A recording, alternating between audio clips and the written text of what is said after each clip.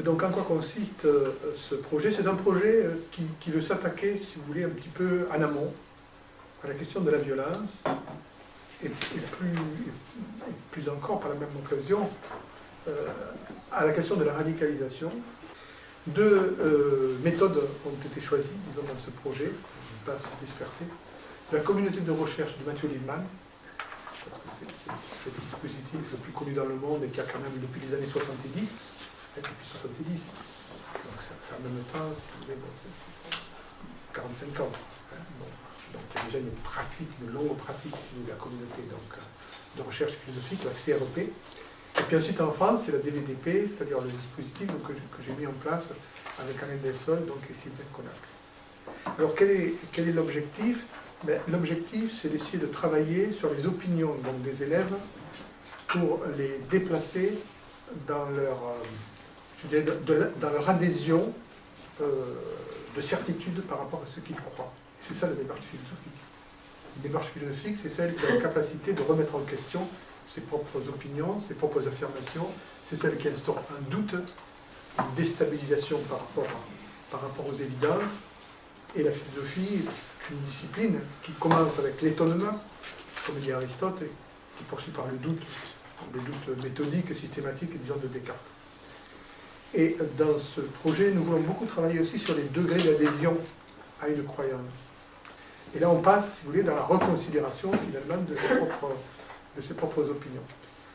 Donc c'est un processus de dédogmatisation, si vous voulez, de ces opinions. Une opinion, ça se discute.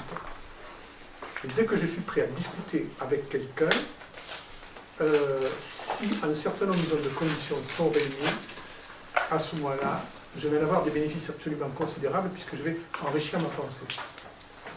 Parce que l'autre, par sa différence, forcément ne pense pas tout à fait comme moi, parce qu'il est un être singulier, une expérience, disons, différente. Et le fait de rentrer, disons, dans une discussion, ça va être précisément le fait de poser, là, comme ça, son opinion, à laquelle on est attaché, comme une hypothèse, en lui donnant un statut épistémologique d'hypothèse qui va être donc discuté par le groupe pour validation, confirmation, disons, affirmation. Donc le dialogue, la discussion, c'est un moyen par lequel je vais mettre à l'épreuve ma propre pensée. Et ça, c'est extrêmement intéressant, soit parce que je peux la nuancer, soit parce que je peux, disons, changer d'avis, soit au contraire, parce que je peux la conforter en sachant davantage, parce que j'ai répondu, par exemple, rationnellement à des objections qu'on me fait, mais la pensée, à l'arrivée, est beaucoup plus fondée que ce qu'elle était, disons, au départ, c'est-à-dire simplement, disons, une opinion. Donc on a 5 fiches, croire et savoir, à quoi ça sert de réfléchir, l'intérêt de discuter au lieu de se battre, mieux se connaître et mieux comprendre les autres, et la relation entre les sexes, combattre la violence sexiste ou machiste, si vous voulez. Alors il va y en avoir d'autres, au total une vingtaine, une par exemple sur les réseaux sociaux, qui sont extrêmement importants pour les adolescents, une sur les théories du complot, très, très importante, une sur le racisme, générateur de violence. Cette fiche sur le racisme est encouragée par le défenseur des droits au niveau national qui travaille donc, sur les droits des enfants, qui est très intéressé par cette approche du droit. Donc il y aura aussi une fiche, si vous voulez, sur l'approche du droit, approche philosophique du droit. Parce que le défenseur des droits est effectivement beaucoup de juristes, de procureurs, etc., mais qui sont des spécialistes du droit, pas du tout d'approche philosophique. Ils m'ont demandé donc une fiche que je leur ai donnée, ils ont l'air assez satisfaits, sur comment on peut approcher philosophiquement le droit avec des adolescents. Et puis ensuite, il y aura des fiches sur les alternatives à la violence. Donc évidemment, sur la non-violence, qu'est-ce que c'est que la non-violence? Qu'est-ce que c'est qu'une négociation qui évite la violence? Qu'est-ce que c'est qu'une médiation qui évite la violence? Qu'est-ce que l'empathie? Si un agresseur a de l'empathie pour sa victime, ça change quand même un certain nombre de choses avant le passage à l'acte. L'humour, peut-être. Voilà. Les alternatives connues, si vous voulez, expérimentées, solides, donc sur les alternatives, disons, à la violence. Voilà. Et il y a notamment dans cette fiche, si vous voulez, donc, de validation. Alors, Cette fiche de validation, elle sort une chose, disons, très simple. Voilà, moi j'ai reçu cette fiche, elle est trop riche, il y a trop de choses, etc. C'est fait exprès. Pour qu'on se saisisse de la multiplicité des pistes qui sont proposées par rapport à notre public, par rapport, etc. C'est pas du prêt à utiliser, ça. Moi, je me suis refusé en tant que prof de sciences de l'éduc, qui est contre, si vous voulez, donc le prêt à former, mais bon, qui compte beaucoup sur la créativité et l'initiative, si vous voulez, des praticiens, mais par contre, il y a un support. C'est-à-dire que, même une fiche qui est costaud, hein, la fiche. Et précisément, peut-être, moi je m'étais mis à l'épreuve avec les enfants, de dire voilà, cette fiche, moi, que j'ai faite en tant que chercheur et formateur, moi maintenant, qu'est-ce que je vais en faire en tant que praticien? Et j'ai utilisé ma propre fiche, c'était jeudi matin, avec des enfants de CM2 de 10e. Une démonstration donc à l'UNESCO, voilà. Et effectivement, moi c'était devenu 7 ou 8 lignes, la fiche. Et il y avait 10 pages. Voilà, comme moi, en tant que praticien, j'ai utilisé, si vous voulez, donc ma propre fiche. C'est intéressant toujours de se mettre à lire l'épreuve. Et ce que l'on attend à l'heure actuelle, c'est une remontée, donc on attend de vous, les expérimentateurs, une remontée en disant, bon, voilà ce qui m'a intéressé, la fiche, bon, voilà comment je me suis pris, ça n'accroche pas, ça a beaucoup accroché. Moi, je trouve qu'il y a des trucs qui ne sont pas traités, mes élèves, ça remonte, bon, etc. Donc, il faudrait compléter, disons, la fiche, vous voyez. Voilà, nous, on est extrêmement, disons, demandeurs, Edwige Chirouter, Jean-Charles Pétier et moi, par des remontées, si vous voulez, donc des praticiens qui se saisissent dans du matériel, parce que ce qu'on voudrait, c'est l'améliorer pour qu'il puisse être diffusé à une plus large échelle.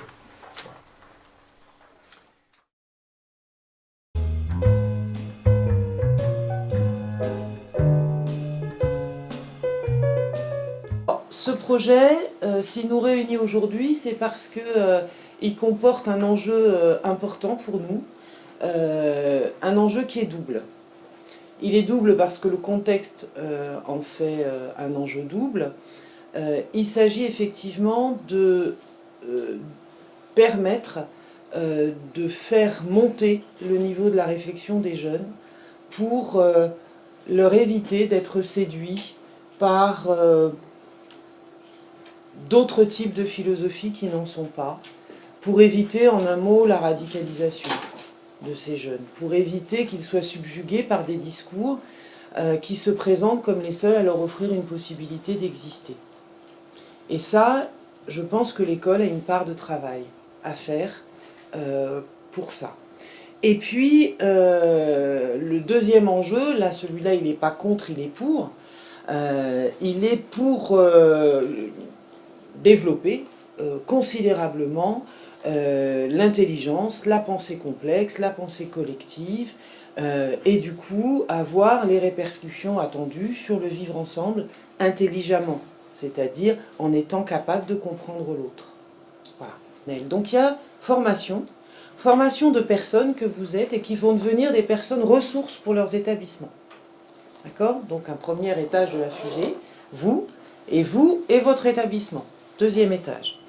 Mais pas que, parce que vous allez aussi, avec vos collègues, expérimenter sur le terrain un certain nombre des outils que nous allons travailler ensemble. Mais pas que. On est au quatrième étage de la fusée là.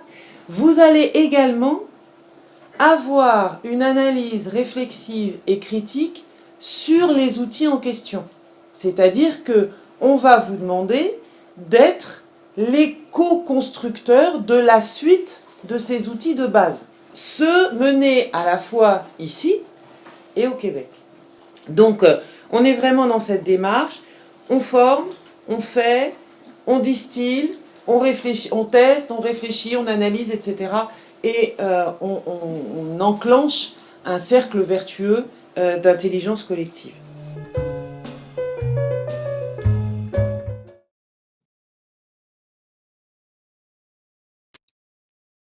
Croire et savoir. Voici une synthèse en images de la première séquence du projet Philojeune sur Croire et savoir.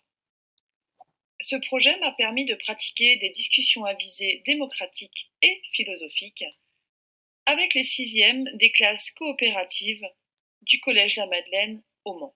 Mon objectif lors de ces discussions à visée démocratique et philosophique est de développer la pensée réflexive des élèves dans un cadre démocratique.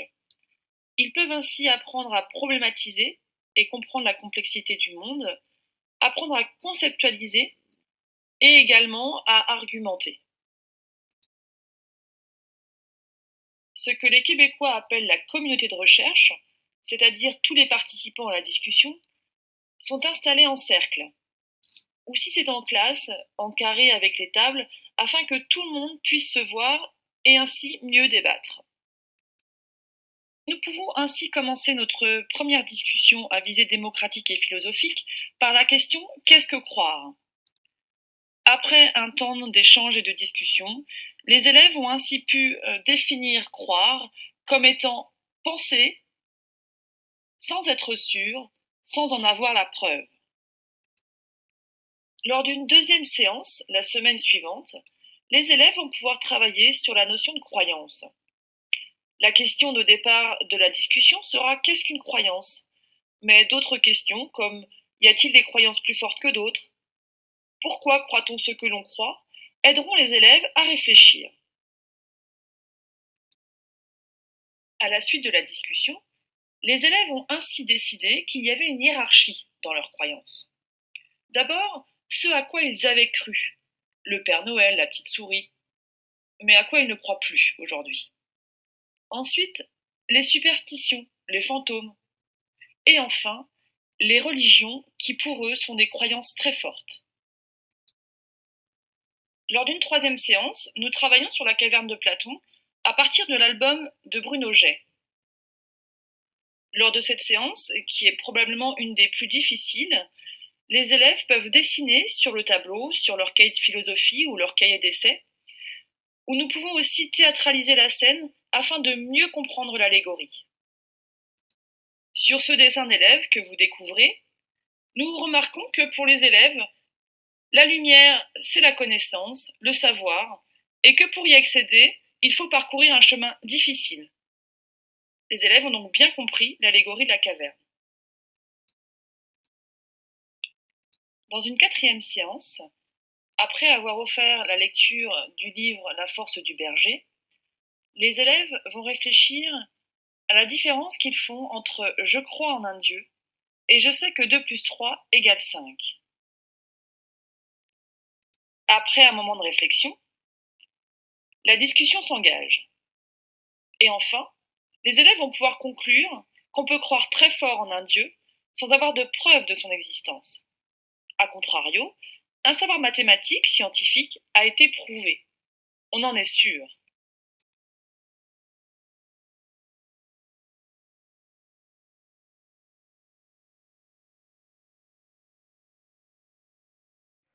L'enseignant n'est plus un simple transmetteur du savoir, il a un rôle de médiation, il a également un rôle d'animateur, il relance les questions du débat. Et surtout, c'est très valorisant pour les enfants qui ne s'exprimaient pas auparavant en débat citoyen où finalement c'était l'ensemble des enfants qui avaient raison, où on votait finalement la mauvaise réponse. Là, il n'y a pas de bonne ou de mauvaise réponse. Comme le disait Habermas, un philosophe, finalement, on peut avoir raison seul contre tous pour peu qu'on ait le meilleur argument. Pas de sanctions, des questions argumentées plutôt que des réponses toutes faites, cette autre façon d'appréhender l'instruction civique pourrait faire école. Aborder un sujet aussi complexe que la laïcité est un sujet d'actualité. L'enseignement de la laïcité n'est pas forcément un enseignement descendant, n'est pas forcément un cours magistral. Mettre l'enfant au cœur des apprentissages, c'est une des priorités. Et ce qui se fait aujourd'hui à Bigouille est quelque chose d'assez remarquable que je souhaite voir se développer dans les autres écoles.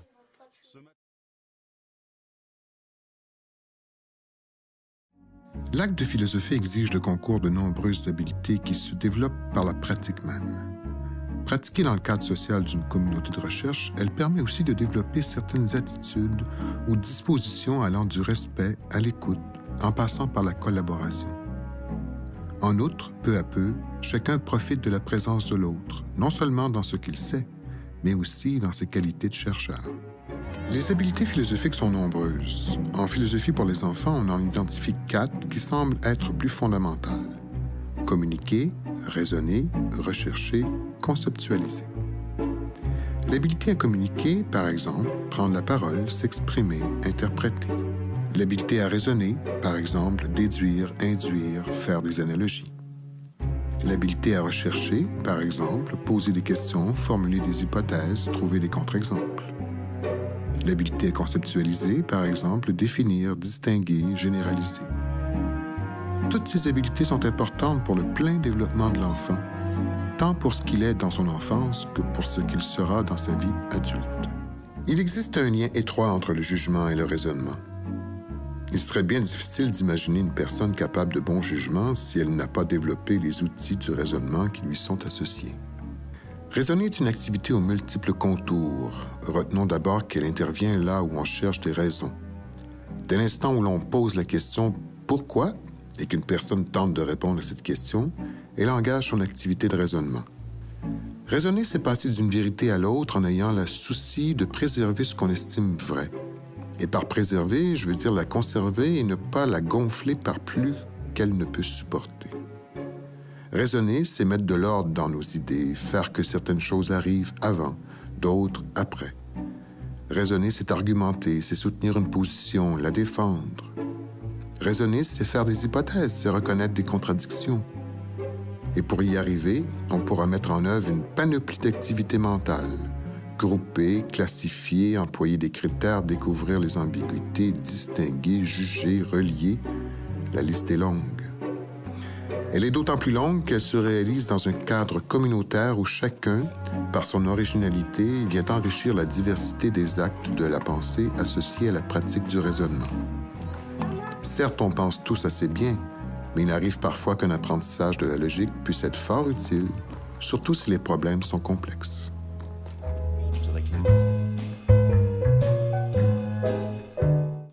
Donc déjà bonjour à tous. Donc on est deux classes, donc il y a certains élèves de 3e C et des élèves de 5e. Aujourd'hui on va faire une discussion à visée démocratique et philosophique sur le thème « Faut-il obligatoirement des super-pouvoirs pour être un héros ?» D'abord, je pense que vous connaissez le principe d'une discussion à visée démocratique et philosophique. On va chacun dire ce qu'on pense sur le thème, chacun les uns après les autres, sans se moquer de ce que quelqu'un d'autre va dire. Et voilà. Et donc, qui veut être président? Moi. Donc je déclare l'idée ouverte. Faut-il obligatoirement des super pouvoirs pour être un super héros? On va faire un tour de table. Donc pour moi, il ne faut pas avoir des super pouvoirs pour être un super héros, car si on peut parler des super héros de dessins animés, ils n'ont pas tous des super pouvoirs. Donc pour moi, on n'est pas obligé d'avoir des super pouvoirs pour être un héros, parce qu'on peut très bien être un héros, je ne sais pas comment expliquer. Par exemple, votre maman c'est une héroïne, pour moi c'est une héroïne maman, elle n'a pas des super pouvoirs. Les héros, pour moi, ils ne sont pas obligatoirement à avoir des pouvoirs, parce que les médecins, ils n'ont pas de pouvoir et ils sauvent des gens. Moi, j'aurais une question pour vous, c'est quoi être un héros? Et d'aider des gens en difficulté. Pour moi, un héros, c'est une personne qui ferait pas qu'une action, mais qui en ferait plusieurs héroïques et qui ne se vanterait pas de ce qu'il a fait. J'aime. Pour toi, c'est quoi une action héroïque? Je sais pas, moi, sauver quelqu'un qui est en difficulté. Ça dépend du point de vue où on est, puisque par exemple si on était entre guillemets du côté des méchants, pour eux ce qu'ils font ils pensent que c'est bien, mais de notre côté c'est pas bien, et inversement ça dépend de quel côté on se place. Mais non, parce que d'un côté on met sa vie en danger pour sauver celle de quelqu'un d'autre, mais d'un autre côté on fait un peu de son devoir. C'est un truc qu'on doit faire. Si on voit quelqu'un sur la route, on va le sauver. Donc c'est parfait. Je pense que c'est utile. Est-ce qu'on peut demander au reformulateur de reformuler ce que tu viens de dire, s'il te plaît? Il a dit que c'était oui et non, parce que si on le fait, c'est quand même héroïque pour la personne. Mais pour nous, c'est pas héroïque parce que c'est un devoir de citoyen. Leur tour, on va peut-être arriver au synthétiseur, donner la parole au synthétiseur pour ensuite prendre le temps d'écouter les observateurs. Le synthétiseur. La première question, c'était faut-il obligatoirement des super pouvoirs pour être un héros? Et la majorité, ils ont dit non. Parce que pour être un héros, on n'a pas besoin de super pouvoir. Parce que des médecins et des militaires, etc., ils n'ont pas de super pouvoir. Alors qu'ils sauvent des gens. Après, la deuxième question, c'était pour vous, c'est quoi un héros? Et on a dit un héros, c'est une personne qui sauve des gens en difficulté et qui ne se vend pas. Comme Iron Man, il y en a qui préfèrent les anti-héros. Les observateurs. Pour moi, un DVDP, c'est bien passé. Mais par contre, il y a eu quelques personnes qui répétaient tout le temps les mêmes choses comme sauver des vies ou par exemple les militaires sauvent des vies et les médecins sauvent des vies. Alison, est-ce que tu veux prendre le relais? Il a à peu près tout dit, à part il y a quelque chose qui est dommage dans la discussion, c'est que quand il y a des personnes qui parlaient, il y a eu des gêneurs, ça fait que ça a coupé la pensée et qu'il y a eu beaucoup de personnes qui ont oublié ce qu'ils voulaient dire. Et c'était dommage parce qu'on a dû répéter les règles plusieurs fois. Et ça nous a fait perdre du temps pour justement pouvoir argumenter.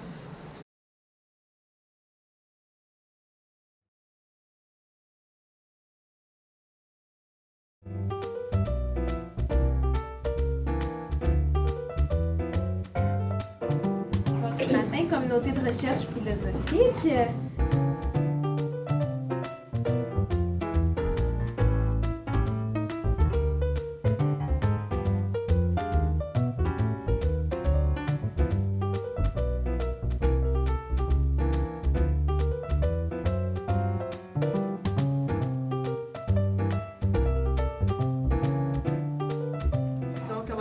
Comme d'habitude, donc je vais séparer les observateurs par critères.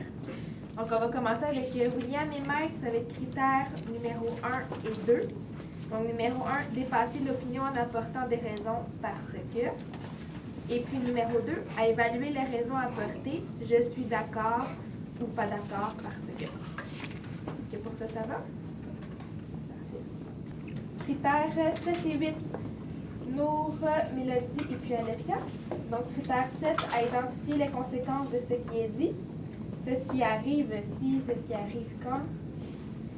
Et puis le numéro 8, a tenu compte du contexte, ça dépend de. Il y a des questions sur ça ici? Ça va? Et finalement, critère 9 et 10, Catalina, Chloé et puis Loïse. Donc, critère 9, à présenter les idées sous forme d'hypothèse, peut-être que et si. Et numéro 10, à examiner l'envers d'une position, oui, mais. Est-ce que ça va l'aider pour ça?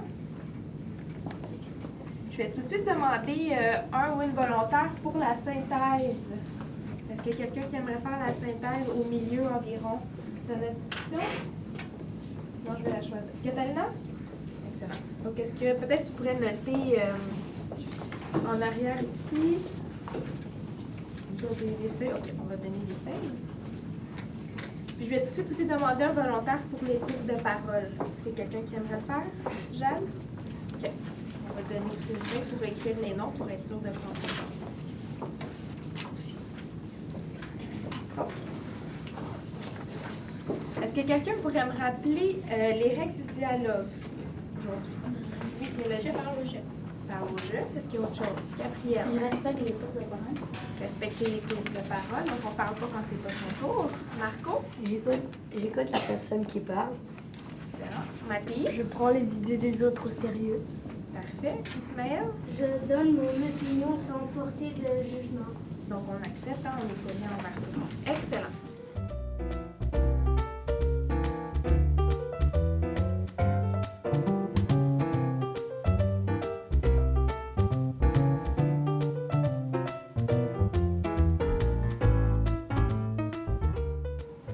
Mathématiques, tout simplement. Je vous ai déjà dit, je crois, que mon père était prof de français. Mais ma mère, ce n'est pas mieux. Elle est prof de maths.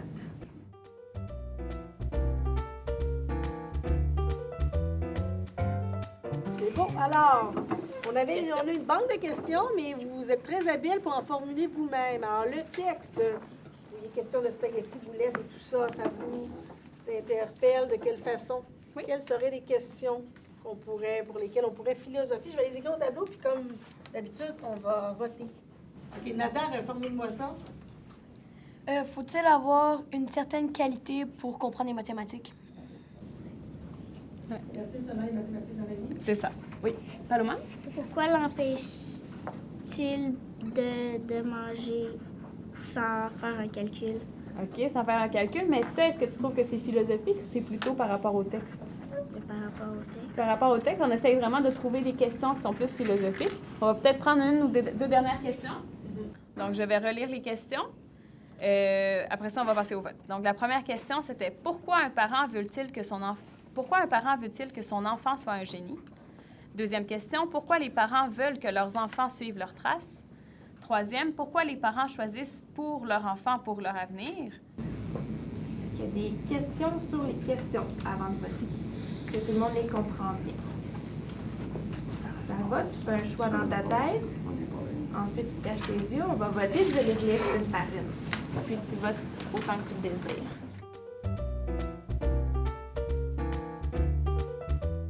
Donc, on va passer au vote. On ferme ses yeux. Tu peux voter autant de fois que tu veux. Tu lèves la main. Donc, qui aimerait discuter de la première question? À quoi ça sert les mathématiques?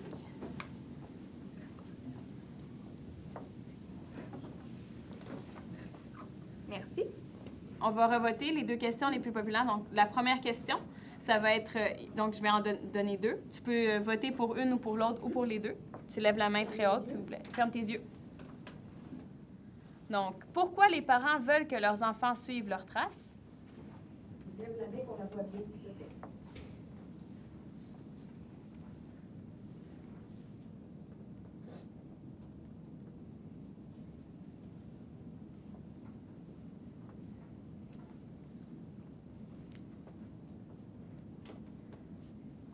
Lève vraiment ta main comme il faut.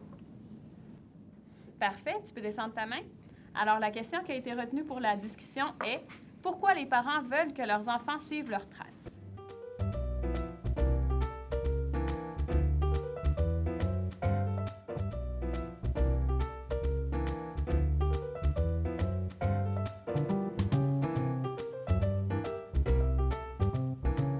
Moi, je peux répondre à Marie-Josette quand tout à l'heure elle disait que les parents, s'ils nous ils font ça pour aussi, si c'est parce qu'ils nous aiment. Ben, moi, je trouve que oui, puis non en même temps. Il y a des parents qui veulent juste que, comme Charles Darwin, ça me fait rappeler à l'histoire de Charles Darwin quand il dit ça, comme son père veut qu'il soit qu'il travaille le même travail, mais lui, il voulait pas, fait que il voulait juste que son fils ait le plus grand respect, qu'il vive une belle vie, c'est tout. Moi, je trouve que c'est juste ça. Ou des fois, sinon, il y a des parents qui, se concernent vraiment pas dans ça. Ils laissent l'enfant faire ce qu'il veut. Là. Ouais, mais chaque personne, pour compléter ce que moi un peu disais, mais chaque personne a sa passion, puis c'est comme un peu une liberté de pouvoir choisir ce qu'on veut faire. C'est pas suivre la trace précise de ses parents comme ils veulent. Oui, c'est ça, Charles Darwin, je sais plus qui en a parlé tantôt, Mohamed, c'est ça. Mais ça, son père, il voulait qu'il devienne quelque chose d'autre, mais lui, il a pris son courage, puis il a fait ce qu'il voulait faire, puis ça a bien tourné pour lui. Là, ça vient à une autre question à cause de ça, à cause de ce que tu viens de dire. Ça veut dire qu'ils voudraient qu'on soit meilleurs qu'eux en même temps que qu'est-ce qu'ils ont été? Mohamed, il avait dit tantôt oui et non. Le non, moi, je suis en désaccord. Parce que tu avais dit que des parents, ils laissaient des enfants, mais je suis sûre que des fois, ils les laissent, mais rarement. Parce que la plupart des parents, ils font attention aux enfants. Moi aussi, je suis en désaccord. Parce qu'il y a des parents qui laissent leurs enfants traîner, mais pour d'autres affaires, ils sont occupés. Peut-être à cause de la pauvreté aussi, ça se peut. Ça dépend aussi. Ou sinon, la richesse aussi. Si, parce qu'ils sont riches, ils veulent que leur enfant se débrouille tout seul. Moi, je suis désaccord avec toi. C'est pas parce qu'on est pauvre que les parents vont laisser leur enfant comme ça. Mais pourquoi, si on je vais aller un peu avec Simon, qu'est-ce qu'il dit? Quand on est des enfants, si on fonce, on fonce-tu à la bonne place? C'est peut-être pour ça que les parents, ils veulent qu'ils suivent notre trace. Nathan? Moi, je pense que c'est comme... Ils veulent pas vraiment qu'on suive leur trace. traces. Je pense que c'est comme un peu plus une pensée que nous, on pense. Parce qu'ils donnent peut-être plus, eux autres, des conseils de ce qu'ils savent faire pour que nous, on ait une plus belle vie, puis qu'on soit moins malheureux des erreurs qu'eux, ils ont faites. Parce qu'eux autres, ils nous disent « fais pas ça, fais ça ». Puis plus qu'on ait une belle vie qu'on suive leurs traces, puis que ça soit tout pareil. Moi, je suis d'accord avec Marc-Antoine et je suis en désaccord avec Nathan et Mohamed et Simon parce que, aussi, je verrais pas pourquoi quelqu'un, genre, pourrait donner son enfant. C'est ton enfant, puis tu l'aimes. Mais je comprends qu'il voudrait qu'elle ait une belle vie, mais ça peut aussi être un effort comme pour le parent. Il peut pas genre juste comme abandonner là, sur son enfant quand même. C'est le parent au lieu de le donner comme...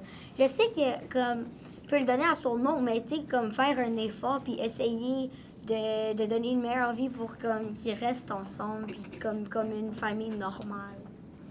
Je suis en désaccord avec Morad et Nata et je suis d'accord avec Valérie. Parce que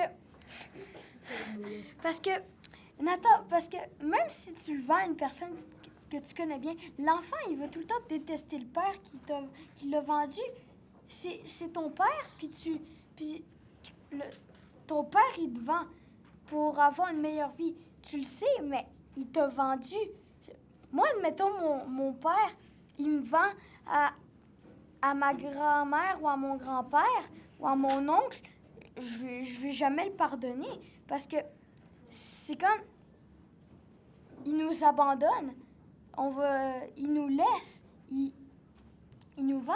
Donc c'est peut-être, il croit que tu vas avoir une meilleure vie, mais il va tout le temps te détester. Donc, disons que c'est peut-être positif et négatif. Je suis un peu en accord avec Annette et Simon. Parce que ça, c'est sûr, mais moi, je parlais d'un cas d'extrême pauvreté. Même, admettons, la guerre. T'es pas pour laisser ton fils mourir en plein milieu d'un champ de bataille parce que t'es en train de te battre. C'est comme un peu, faut le donner. C'est comme... Je prends ça comme exemple parce que la pauvreté, c'est comme, je peux dire ça, une guerre. Puis tu peux pas vraiment laisser ton enfant mourir. Si tu veux, si tu l'aimes, si tu veux qu'il survive, qu'il vive.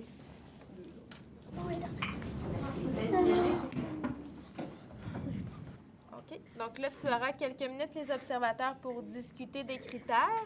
Et les participants, tu choisis une sagesse ou une petite phrase qui résume notre discussion d'aujourd'hui.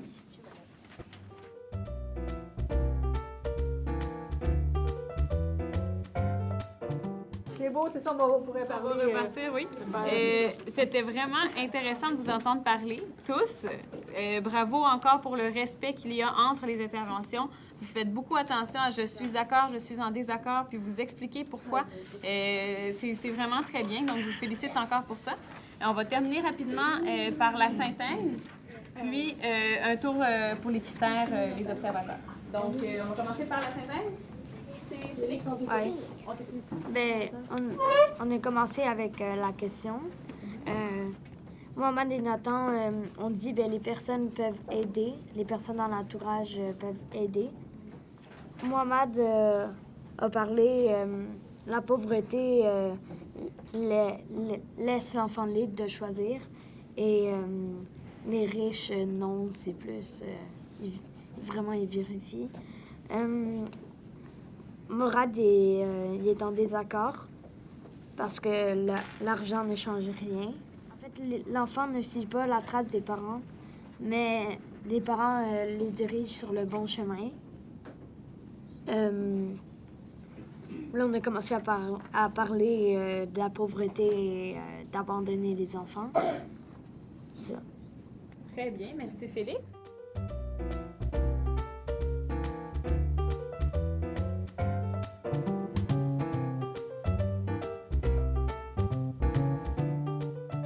Donc là, tu auras quelques minutes les observateurs pour discuter des critères. Et les participants, tu choisis une sagesse ou une petite phrase qui résume notre discussion d'aujourd'hui.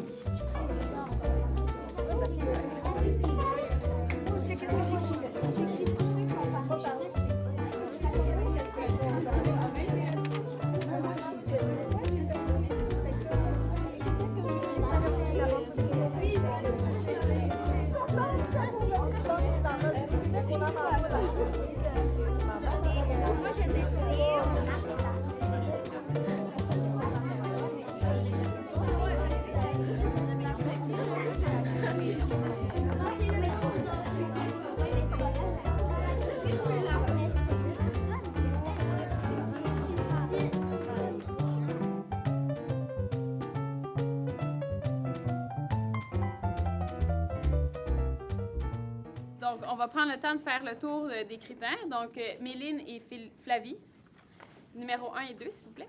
Ils ont beaucoup dit « je suis d'accord » et « non, je suis pas d'accord ». Par exemple, Morad il a dit « je ne suis pas d'accord avec Mohamed, ce n'est pas parce que ton père est pauvre qu'il va te laisser dans la rue ». Mais moi, je les ai pas entendus, ni Méline, dire parce que. OK, très bien. Numéro 3 et 4? Ben, à donner des définitions et des distinctions, ça veut dire c'est différent de. Ben, moi, j'ai pas vraiment entendu dire ni Florence. Puis pour être intervenu en lien avec les autres, ben, pour continuer sur ce que tu veux dire, ben, Paloma, on n'a pas trouvé des phrases complètes, là, mais on a trouvé comme Paloma l'a dit, comme Mohamed l'a dit. Puis Mohamed a dit, pour continuer, qu'est-ce que tu as dit? Numéro 9, à présenter les idées sous forme d'hypothèses, peut-être que ici. Simon a dit que c'est peut-être avec leur gène qu'on suit leurs traces. Numéro 10, à examiner l'envers d'une position, oui, mais. Remy a dit oui, mais si les parents ont eu le bon chemin. C'est ça. Très bien.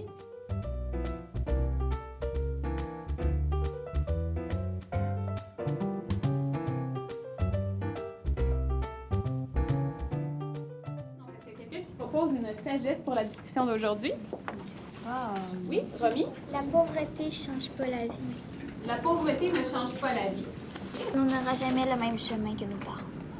Ah, on n'aura jamais le même chemin que nos parents. Estelle? L'argent ne fait pas le bonheur. L'argent ne fait pas le bonheur. Oui, Marc-Antoine? C'est bien avoir beaucoup d'argent, mais tu peux très bien faire ton métier. Sans être riche? Hein? Mohamed? Argent ou pas, la vie sera peut-être très belle. Merci. Simon? Chacun a son avenir. Chacun a son avenir. Ah, Nathan? Ben, au début, ça dépend des parents, comment que notre vie va se dérouler le début. On a beaucoup commencé avec ça, hein? Ça dépendait des parents qui veulent que tu suives leur trace, et des parents qui ne veulent pas que tu suives leur trace. C'est un peu ça. Alors, excellente discussion, excellente philo.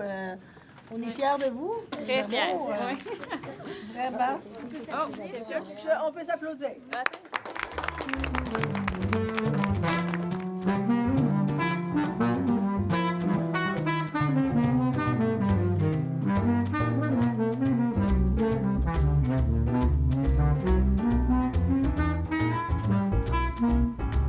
Thank you.